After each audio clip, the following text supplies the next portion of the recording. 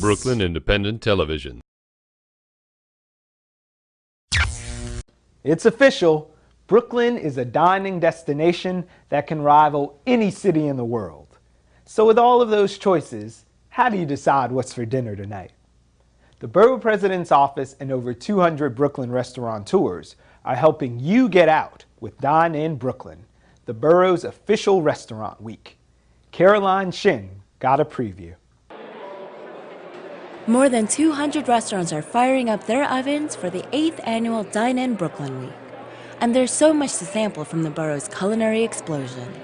So each year, we have more restaurants that are opening in Brooklyn.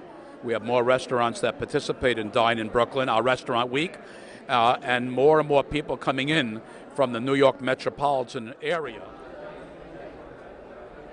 In fact, the number of restaurants has increased 37% from 2005 to 3,000 restaurants in 2009, according to the Bureau of Labor Statistics. And sure, Brooklyn's food movement has ushered in all things local, organic, and creatively artisanal, but let's not forget the classics. I love Junior's, but I go to some of the more traditional restaurants in Brooklyn. I mean, how could you resist this cheesy, creamy goodness in a slice?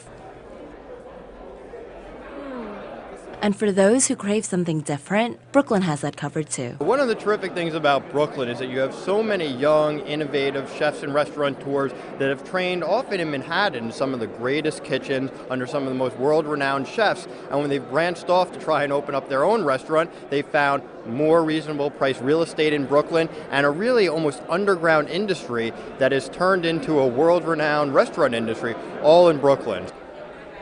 An industry that offers something as devilishly innovative as fried deviled eggs, perhaps?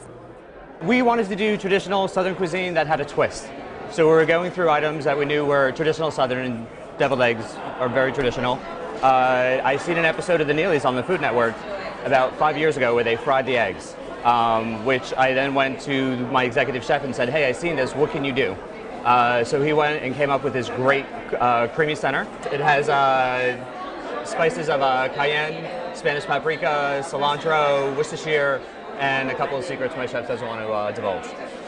And Brooklyn cuisine can venture even more south, right off the border, and with a scoop of guacamole.